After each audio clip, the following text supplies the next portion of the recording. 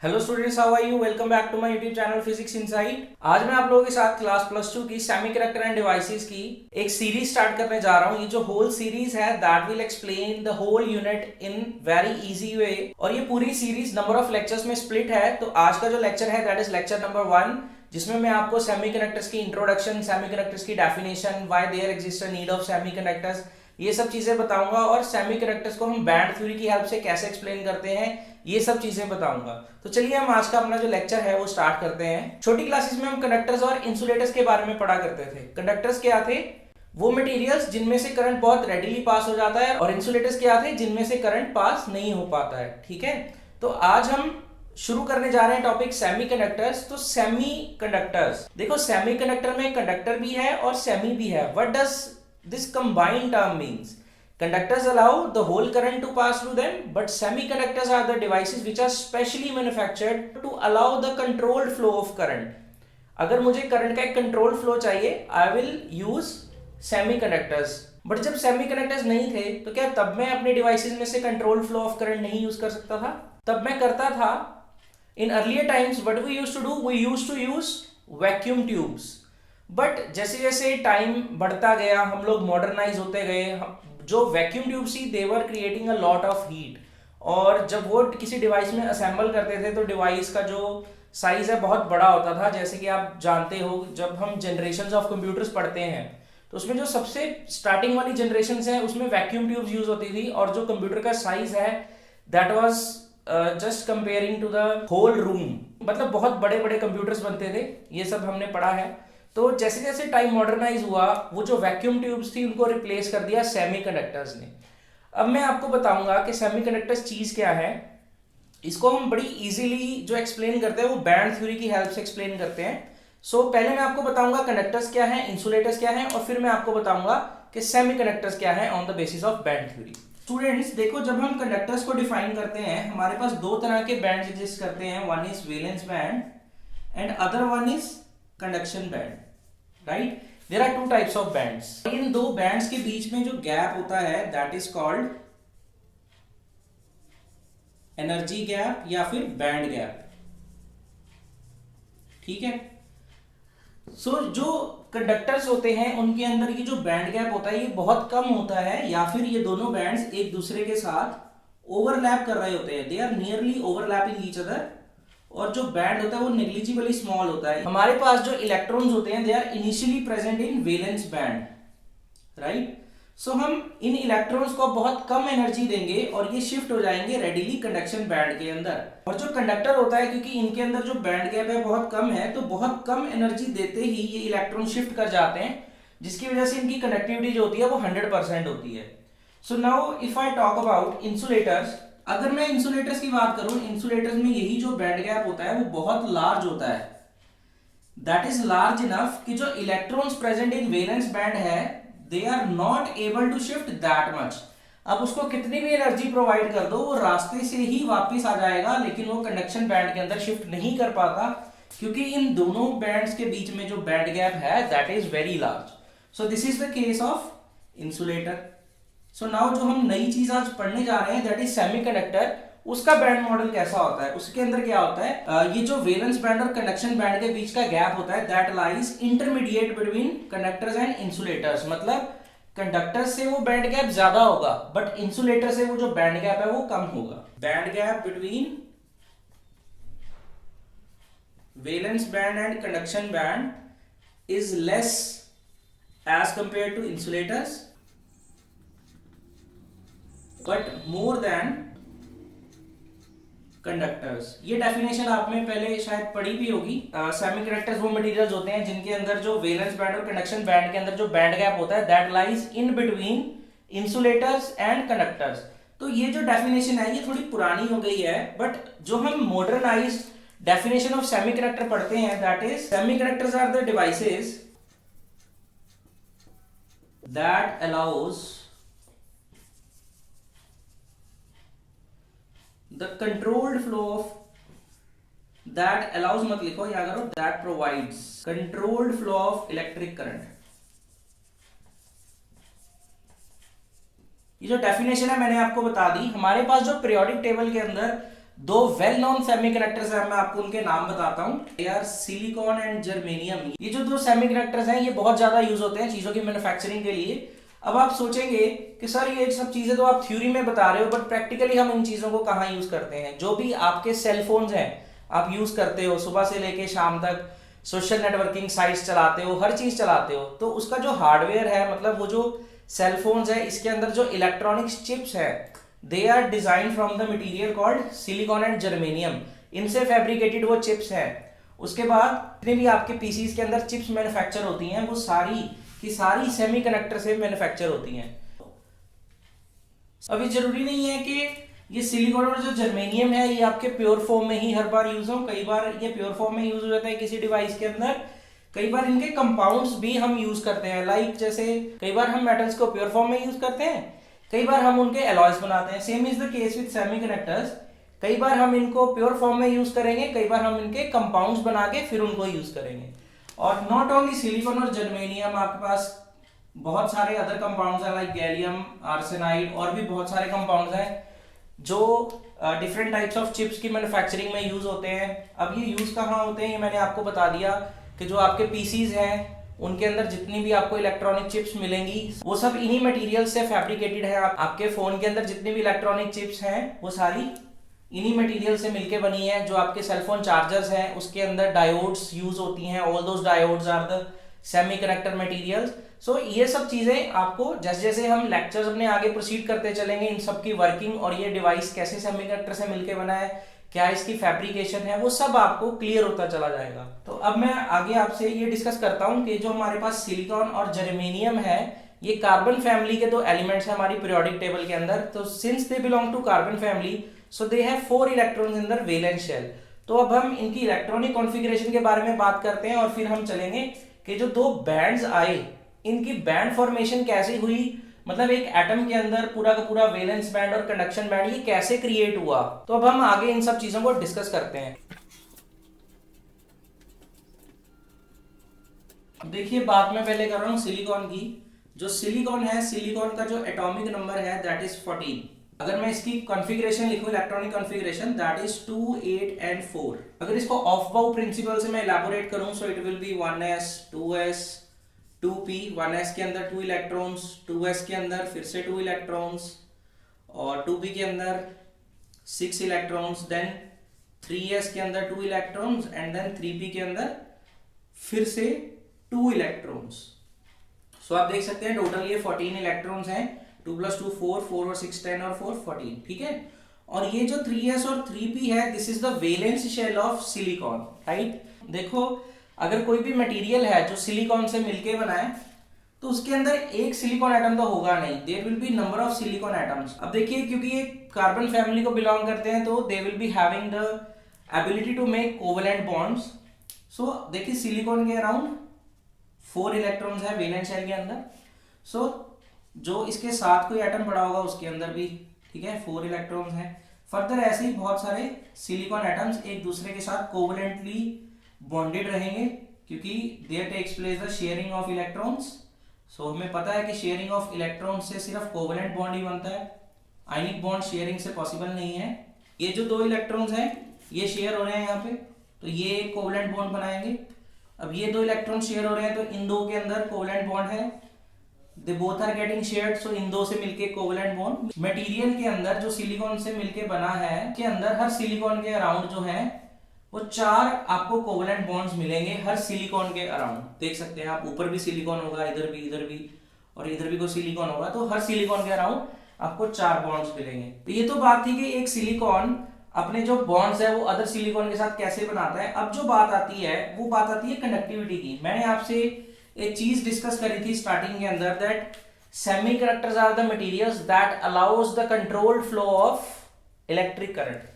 अच्छा सबसे पहले आप मुझे ये बताइए कि जो इलेक्ट्रिक करंट होता है उसकी कंडक्टिविटी का मेन रीजन क्या है।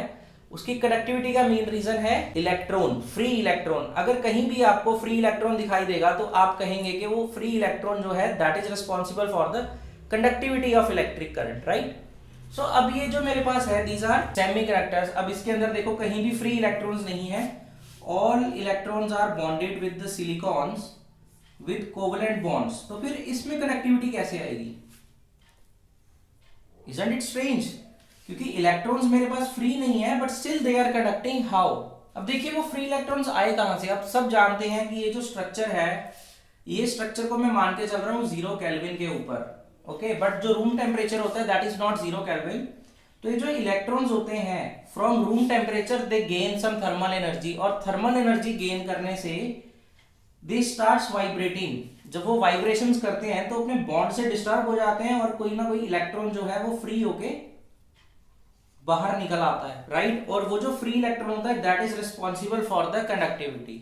अच्छा, अब आपके दिमाग में ये चीज आ रही होगी क्योंकि अब इसमें से देखो इलेक्ट्रॉन बाहर निकल आया तो ये पहले इलेक्ट्रिकली न्यूट्रल था, अब ये चार्ज होना चाहिए। सबके दिमाग में ये चीज आ रही होगी बट ऐसा नहीं है। देखिए जहां से भी ये इलेक्ट्रॉन उठ के आया इसने अपने पीछे कहीं ना कहीं जाके एक वैकेंसी क्रिएट की होगी जिसको मैं बोलता हूं पॉजिटिव होल। ये जो मैंने ब्लैक कलर से एक राउंड मार्क किया, this is positively charged hole. Electron जो है this becomes free, okay, it is called free electron. अब फ्री इलेक्ट्रॉन पता चल गया आपको कहां से आया, कि जो थर्मल एजिटेशन बाहर से उसको मिली उसकी वजह से वो इलेक्ट्रॉन जो है अपनी स्पेस को छोड़ के बाहर चला गया। अब जब मैं बात करता हूं इसके अराउंड इलेक्ट्रिकल कंडक्टिविटी की, मैं इसके अराउंड कोई ना कोई पोटेंशियल प्रोवाइड करता हूं तो क्या होगा, देखो ये जो पॉजिटिवली चार्ज बैटरी है ये क्या करेगी, इलेक्ट्रॉन को अपनी तरफ अट्रैक्ट करेगी। अब अगर इलेक्ट्रॉन को अपनी तरफ अट्रैक्ट कर रही है तो ये इलेक्ट्रॉन मटेरियल से ये कंडक्टर में आ जाएगा and it will go towards battery,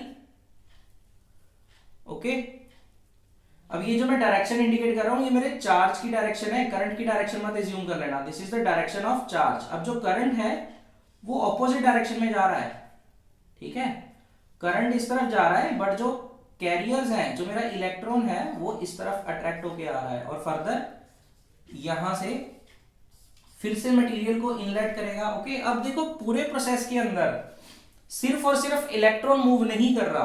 कैसे? देखो ये जो पॉजिटिवली चार्ज्ड वैकेंसी क्रिएट हुई, this positively charged vacancy will attract the electron from some other bond. ये जो इलेक्ट्रॉन है ये मूव कर जाएगा इस पॉजिटिव वैकेंसी के अंदर और पॉजिटिव वैकेंसी अब ऊपर क्रिएट हो जाएगी। यहां पे इलेक्ट्रॉन ने स्पेस ले ली, यहां पे इलेक्ट्रॉन ने स्पेस ले ली और ऊपर क्रिएट हो गई पॉजिटिव वैकेंसी। तो अब नेक्स्ट स्टेप के अंदर क्या होगा, यहां से इलेक्ट्रॉन इस तरफ मूव कर जाएगा, यहां वैकेंसी क्रिएट होगी। अब देखो ये जो पॉजिटिवली चार्ज होल्स है ये भी मूव कर रहे हैं और जो नेगेटिवली चार्ज इलेक्ट्रॉन्स है वो भी मूव कर रहे हैं। तो मतलब अगर मेरे डिवाइस के अंदर कंडक्टिविटी हो रही है तो वो दो चीजों की वजह से हो रही है, one is electron and other is holes, right. Clear आ गई बात? तो मतलब टोटल करंट जो डिवाइस के अंदर है that is due to holes plus due to electrons. Is it clear?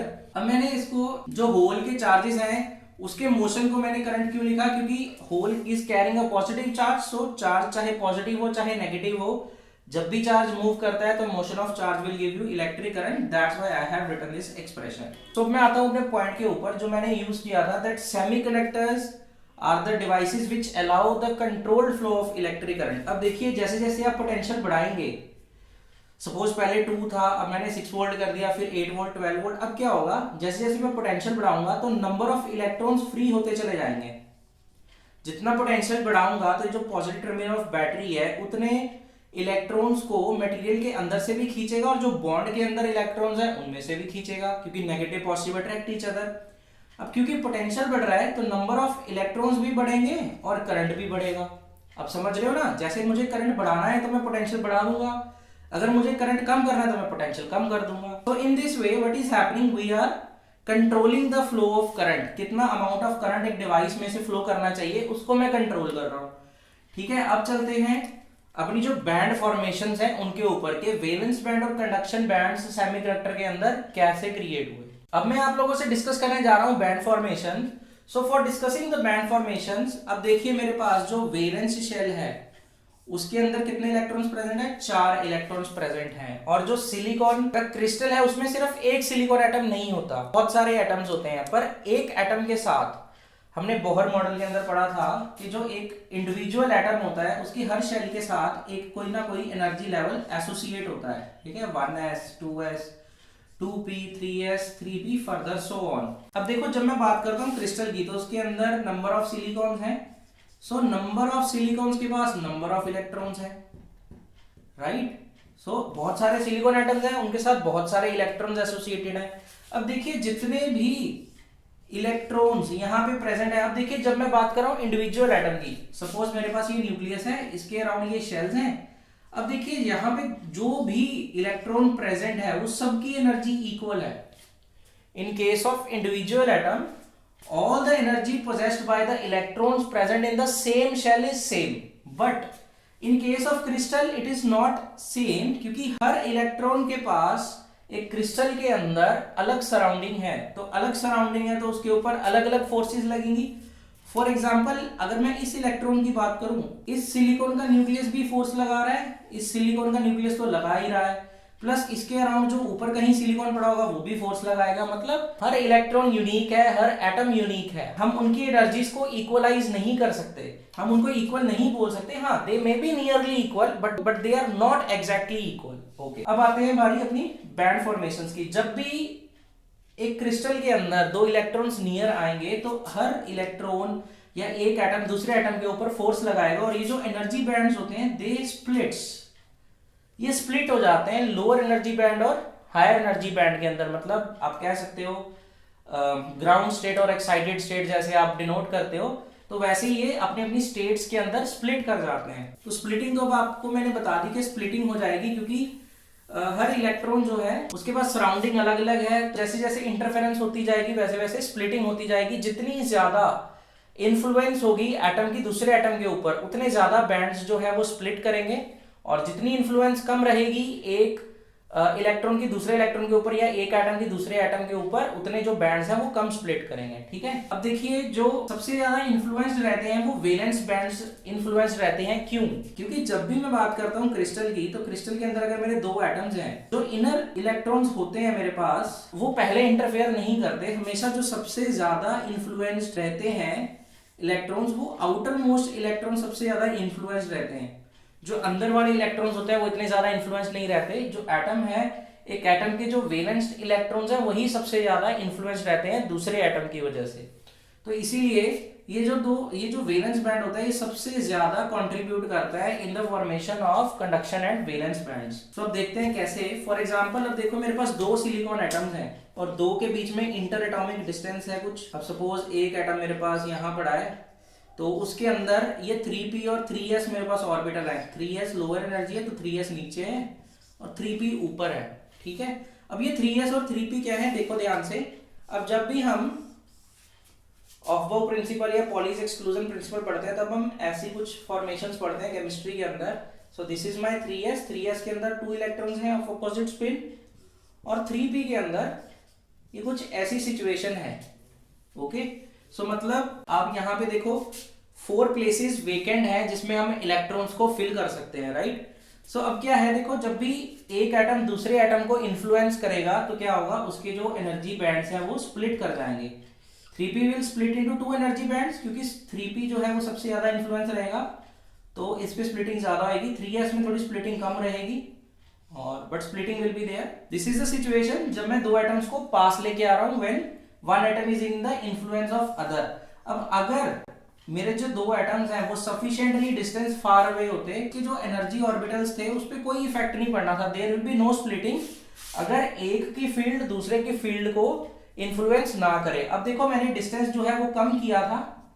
अब जो मैंने डिस्टेंस है वो कम किया था, से ए से मैं बी डिस्टेंस कर दिया मैंने, और बी डिस्टेंस वो डिस्टेंस है जो मेरे दो एटम्स के जो फील्ड्स हैं एक दूसरे को इन्फ्लुएंस करने लग पड़े, तो जो उनका ये जो एनर्जी बैंड था वो स्प्लिट कर गया। ठीक है, अब क्या है, जो दूसरा एटम है वो भी जो ऑलरेडी इन्फ्लुएंस हो रहा है, जिसकी वजह से इसको इन्फ्लुएंस हो रहा है और इसकी वजह से दूसरे को भी इन्फ्लुएंस हो रहा है, तो उसके भी एनर्जी बैंड स्प्लिट कर जाएंगे, राइट। कुछ ऐसी सिचुएशन आएगी, उसके भी एनर्जी बैंड स्प्लिट कर जाएंगे।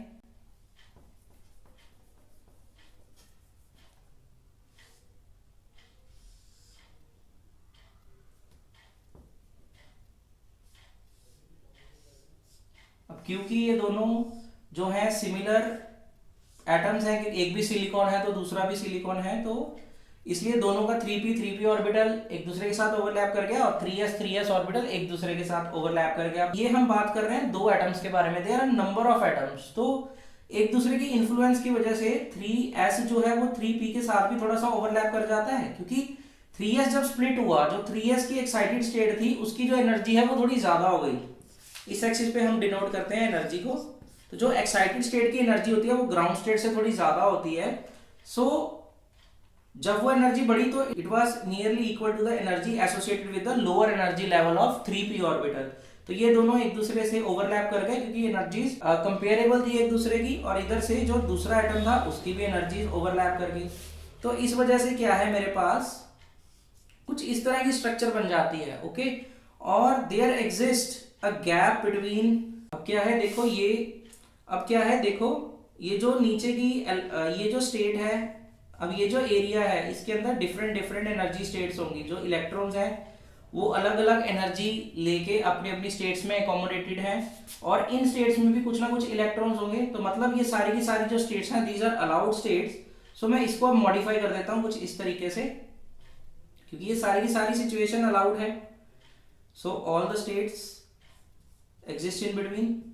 ओके, अब now due to the forces acting between the two atoms, जो सारे के सारे इलेक्ट्रॉन्स जो लोअर एनर्जी स्टेट में प्रेजेंट हैं वो फोर्स एक्सपीरियंस करेंगे और सारे के सारे लोअर एनर्जी शेल के अंदर शिफ्ट हो जाएंगे। This band which is fully filled initially is named as valence band. और जो band upper higher energy state में होगा, क्योंकि इलेक्ट्रॉन्स के पास अब इतनी एनर्जी नहीं है कि वो अपने हायर एनर्जी स्टेट में एकोमोडेटेड रहें, और ऐसा भी नहीं है कि जो कंडक्शन बैंड है ये 100% एम्प्टी रहेगा। हो सकता है एक दो इलेक्ट्रॉन्स ऊपर भी शिफ्ट हो गए हों, ठीक है। तो कंडक्शन बैंड 100% एम्प्टी नहीं है, हो सकता है मतलब बहुत नियरली, बहुत ही ज्यादा कम इलेक्ट्रॉन्स कंडक्शन बैंड में भी प्रेजेंट हो सकते हैं। सो जो अपर एनर्जी वाला बैंड है उसको मैं बोल देता हूँ कंडक्शन बैंड, और जो लोअर एनर्जी स्टेट वाला बैंड है जो फुली फिल्ड है इनिशियली उसको मैं बोल देता हूँ वेलेंस बैंड। अब जो इन दोनों एनर्जी स्टेट्स के बीच में ये जो एनर्जी डिफरेंस रह जाएगा इसको मैं बोल दूंगा Eg, which is called energy band gap या फिर फॉरबिडन एनर्जी गैप। तो this is how these bands were formed. अब ये था मेरा आज का लेक्चर। अब जो मेरा लेक्चर 2 है जिसमें मैं आपको बताऊंगा कि जो मेरे पास सेमीकंडक्टर्स होते हैं ये इंट्रिंसिक एक्सट्रिंसिक दो तरह के होते हैं। उम्मीद करता हूँ कि ये चीजें आपको क्लियर हुई हैं। अगर फिर भी आपको कोई क्वेरी है regarding the same concept, you can ask me in the comment section. See you again students in the lecture 2. God bless you all.